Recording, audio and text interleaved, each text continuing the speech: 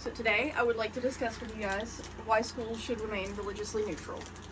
So imagine you and your family had to move to a different state tomorrow. You drop your kid off at school, they walk into the classroom and they sit down.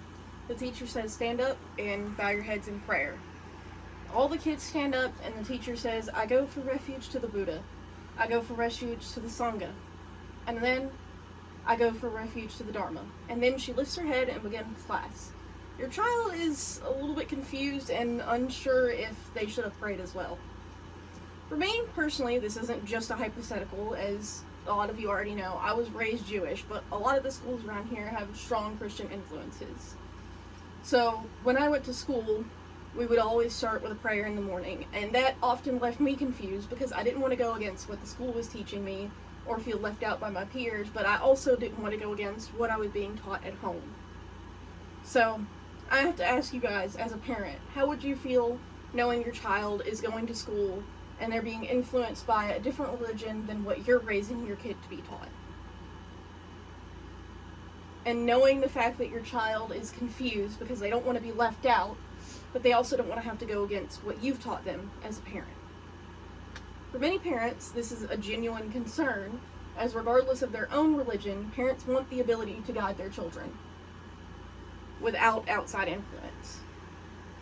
This is why I believe public schools should remain religiously neutral.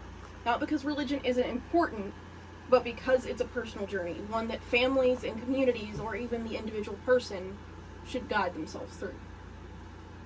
While schools should focus on education and respect and make sure that every student of every background and religion feels welcomed.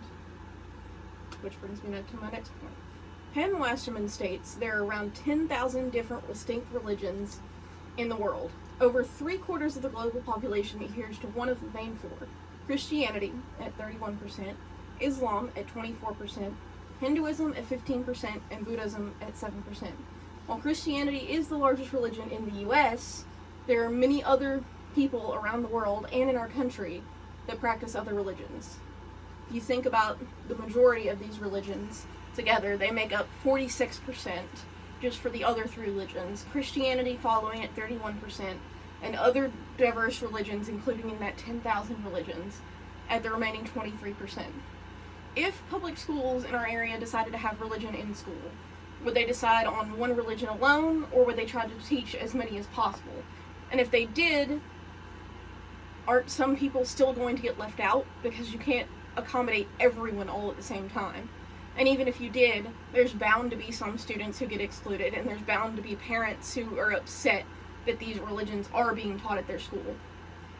So, then I have to ask you, if we did decide on Christianity, which denomination would we even use? Because a lot of them have vastly different practices. Would we teach Baptist or Catholic, Methodist or Pentecostal? Regardless of what religion schools decide to use, or if they decide to teach multiple, someone's going to feel excluded, which risks creating division among children and students rather than unity. By keeping our public schools religiously neutral, we retain our ability to guide our children's faith instead of placing that responsibility in the government. However, this issue goes even further than which religion or religions that should be taught in public schools. It also asks us who gets the authority to make that decision. So Article 3, Section 1 of the Constitution establishes the Supreme Court of the United States. There's currently 9 justices on the court, and before taking office, each justice must be appointed by the President and the Senate. If you don't know what the Supreme Court does, they interpret the Constitution and decide what laws are constitutional, as well as our state legislators. However, the Supreme Court can change. Even though most justices serve their entire life, only leaving when they die, retire, or resign, and are serving for a long time, the court still constantly changes. On average, a new justice joins the court almost every 2 years. Our president changes every 4 years. The Board of Education is regularly changed through elections. And our state legislators continue to pass new laws that affect our education policies. This means that our government is constantly changing, and so are we.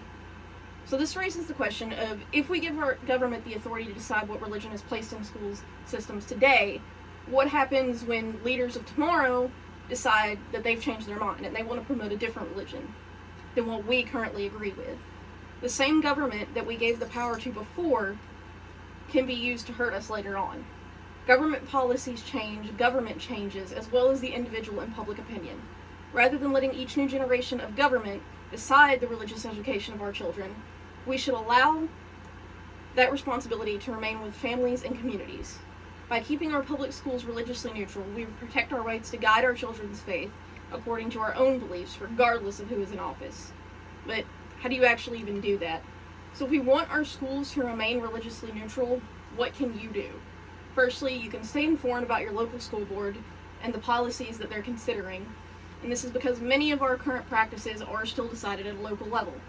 All you do is look up your education board for your county or town, and you can find out who's on the committee, when they meet, and what policies are under review.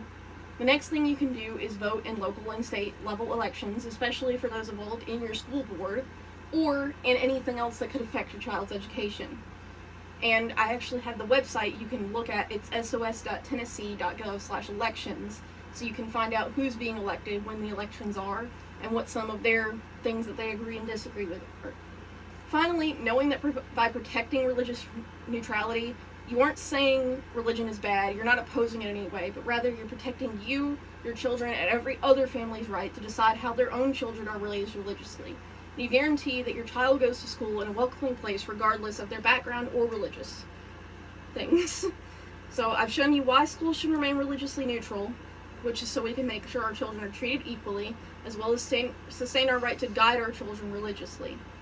So now I'm going to ask you this. If you don't want another religion deciding things for your child, why should the government have any say either?